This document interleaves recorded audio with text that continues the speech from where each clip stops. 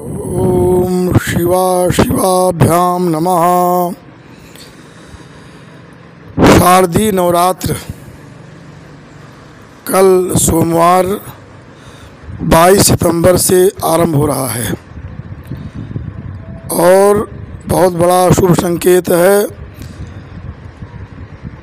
अब की बार जो ये नवरात्र का आरंभ उत्तरा फाल्गुनी नक्षत्र में हो रहा है। उत्तरा फाल्गुनी नक्षत्र जो है बहुत ही दिव्य नक्षत्र है। इसके मालिक अरिमा होते हैं। अरिमा एक सूर्य का ही नाम और ये ध्रुव स्थिर माना जाता है, इसलिए ध्रुव और स्त्री लक्ष्मी लाभ। और दूसरा 11-25 के बाद हस्त नक्षत्र लग रहा है, उसके भी मालिक सूर्य ही हैं, सूर्य हैं और ये भी शुभ नक्षत्र है। उत्तरा फाल्गुनी भी शुभ नक्षत्र है और इस दिन शुक्ल योग है और श्रीवश योग भी है औदायिक। इस प्रकार से ये बड़ा सुंदर अब की बार जो नवरात्र का आरंभ का बड़ा दिव्य समय है। इसमें लोग प्रायः सोचते हैं कि हम किस समय कलश स्थापन करें, उसका समय क्या हो।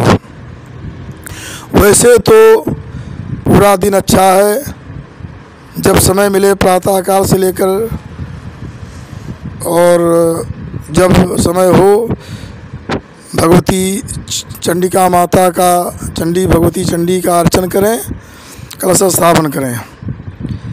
लेकिन अगर इसमें देवी जी के अर्चन में वृष लग्न जिसे जो स्त्री लग्न हो वो लग्न ज़्यादा उत्तम मानिए, स्त्री लग्न। तो कल जो है स्त्री लग्न में देखा जाए तो वृश्चिक लग्न है। ये वृश्चिक लग्न जो है स्त्री लग्न है, ये 10 बजे से 12:10 तक है। इसमें स्त्री लक्ष्मी लाभ के लिए हमारा सब कुछ स्थिर हो, स्थिर मतलब कि हम अस्थाई हो, अस्थाई हमारा व्यापार चले, अस्थाई हमको जीविका प्राप्त हो, अस्थाई धन हमारे पास हो। तो इस प्रकार से ये स्त्री लग्न है, ये माता जी की लग्न मानी जाती है। इसमें करें अथवा प्रातः काल जो है द्विस्वभाव लग्न है, कन्या लग्न है, वो दिन में प्रातः 7:40 तक उसमें आरंभ करें। ये आरंभ का समय है, इसमें आप आरंभ करें, पूजन पाठ आरंभ करें। और इसमें श्री दुर्गा सप्तशती के पाठ का बहुत बड़ा महत्व है। इसे नवरात्र कहते हैं। अब सोचिए नवरात्र क्या, नवरात्र अब की बार 10 दिन का नवरात्र है। तो इसमें नवरात्र का अभिप्राय ये होता है, तो ये होता है कि 9 शब्द जो है देवी परक माना गया है कि 9 देवी नाम, मध्यम पद लोप हो जाएगा, 9 देवी नाम रात्रि नाम समाहारा नवरात्रम, कि 9 देवियों की जो रात्रियां हैं उसको कहते हैं नवरात्र। अथवा लोग ये भी क्या अर्थ करते हैं कि 9 तिथि नाम रात्रि नाम समाहारा, तिथि पद का लोप हो जाता है कि 9 तिथियां जिसमें हो, 9 तिथियों की रात्रियों को नवरात्र कहते हैं। दोनों बातें 9 दुर्गा होती हैं जो कहा गया। प्रथमम शैलपुत्री चा, द्वितीयम ब्रह्मचारिणी, तृतीयम चंद्रघंटी, कुष्मांडी चतुर्थकम, पंचमम स्कंदमातेति, षष्ठम कात्यायनीति चा, सप्तमम कालरात्रिति, महागौरी चा, अष्टमम नवमम सिद्धिदात्री चा, 9 दुर्गा प्रकीर्तिता। ये 9 दुर्गाएँ होती हैं। तो इसमें और एक बात और आती है, लोग पूछते हैं कि भाई प्रथमम शैलपुत्री क्यों कहा गया।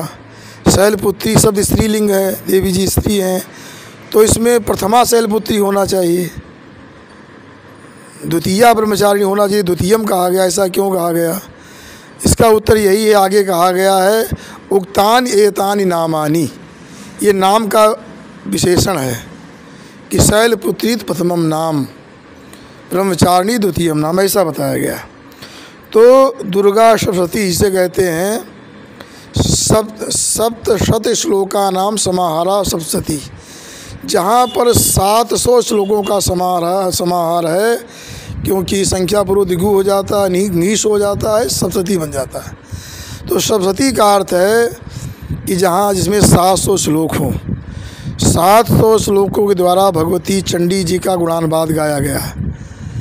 बहुत ही मंगलकारी है। इसको आप लोग व्रत करें, उपवास करें नवरात्र का, और दुर्गा सप्तशती का पाठ करें। अगर दुर्गा सप्तशती का पाठ ना कर पावे तो केवल नवाण मंत्र का जप करें। नवाण मंत्र की बहुत बड़ी महिमा है। नवाण माने नौ, अर्ण माने अक्षर, अर्ण माने अक्षर होता है, 9 अक्षर, जिसमें 9 अक्षर हो उसे नवाक्षर नवाण मंत्र कहते हैं। देवी जी का ऐं ह्रीं क्लीं चामुंडायै विच्चे, तो ये 9 अक्षर होते हैं। जो जो जो द्विज होते हैं ब्राह्मण क्षत्रिय वैश्य, उसमें ओम लगा लेते हैं, और बाकी ऐसे 9 अक्षर जप करते हैं। ऐं ह्रीं क्लीं चामुंडायै विच्चे, इस मंत्र का बहुत बड़ा महत्व, सब कुछ इसमें भरा हुआ है। ये महान मंत्र है, मंत्रों का मंत्र राज है ये। इस मंत्र के जप करने से सब कुछ प्राप्त होता है। कहा गया इसमें, जो कहा गया ऐं, ऐं क्या है? ऐं कहा गया बाघभौ, बाघभौ ये बीज मंत्र है। बाघभौ, बाघभौ कूट है। ऐं बाणी, बाणी फर्क है। ऐं शब्द जो हम मंत्र में उच्चारण करते हैं उससे बाणी हमारी प्रखर होती है और हम अध्ययनशील होते हैं। मुझे तत्वबोध होता है, ज्ञान होता है, अपने विषय का ज्ञान होता है, तत्वबोध होता है। ऐं हो गया। ह्रीं जो है वो शक्ति कूट है, शक्तियाँ हमको प्राप्त होती हैं सारी, धन वैभव भी शक्तियाँ प्राप्त होती हैं। और जो क्लीं है वो काम बीज है, समस्त कामनाएं हमारी पूर्ण होती हैं, इसलिए ऐं ह्रीं क्लीं कहा गया। चामुंडाई कहा गया, चामुंडा। तो चामुंडा का अर्थ यही है, चंड शब्द जो है चडी धातु है, और चामुंडा शब्द जो बना इसका भी बहुत बड़ा महत्व है। ये तो चंड मुंड का वध करने से इसका नाम चामुंडा हुआ। और चंड का मतलब यही होता, चंडी कहिए या चामुंडा कहिए, तो चंड का चंडी का चंडी कहा जाता है, चंडी का। तो जो चंड शब्द जो है क्रोध परक होता है, चढ़ी कोपे, तो ये कोप परक अर्थ होता है। कोप का अर्थ मतलब होता है कि जिसके अंदर कोप होता है वही महान होता है, उसी को ये, क्योंकि चंडिका का अर्थ होता है या चामुंडा का अर्थ होता है पर ब्रह्म स्वरूपिणी, क्योंकि चंड का यही अभिप्राय है कि जैसे कहा गया है यस बिभ्यत देवाश्चा जात रोष संयुगे, जिससे देवता लोग डरते हैं, जो क्रोध में आ जाए, हैं, जिसका प्रसाद कभी निष्फल ना हो, कोप भी निरर्थक ना हो, ऐसी भगवती है। इनका प्रसाद कभी निष्फल नहीं होता। ये प्रसन्न हो गई तो आपका कल्याण होना है, क्रोध में हो गई तो जो है क्रोध का फल आपको प्राप्त ही होगा। इसलिए जो है इनका जो है इनकी आराधना करनी चाहिए। देखिए नमस्ते रुद्र मन्यो, वहाँ भी रुद्र मन्यो कहा गया, मन्यो माने भी क्रोध होता है। यहाँ चंडी कहा गया, चंडी माने भी क्रोध होता है। तो ये क्रोध का मतलब यही है कि जैसे भीषास्माद वाता पौते, जिनके भय से वायु बहते हैं, सूर्य उदय होते हैं, अग्नि और चंद्रमा अपना अपना कार्य कर रहे हैं, मृत्यु देवता भी दौड़ रहे हैं, इस प्रकार से सब है। तो बड़ी महिमा है। और चामुंडा का वास्तविक अर्थ होता है, चमू माने सेना होता, चमुम सेनाम डाति इति चामुंडा। जो ये जो भी है, चाहे मान लिए कि आकाश आदि जो समूह है उसको जो है आदत्य माने ग्रहण करती हैं, अथवा स्वात्मकारेण अथवा नाशयति, जो चमू है शत्रु सेना का नाश करने वाली है, अज्ञान आदि का नाश करने वाली है, इसलिए चामुंडा है,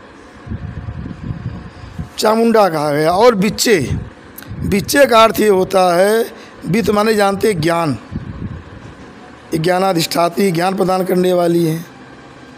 चा माने होता सत्य, और ई माने होता अस्य स्त्री ई माने आनंद, आनंद ब्रह्म स्वरूपणी या आनंद ब्रह्म महिषी, आनंद ब्रह्म महिषी।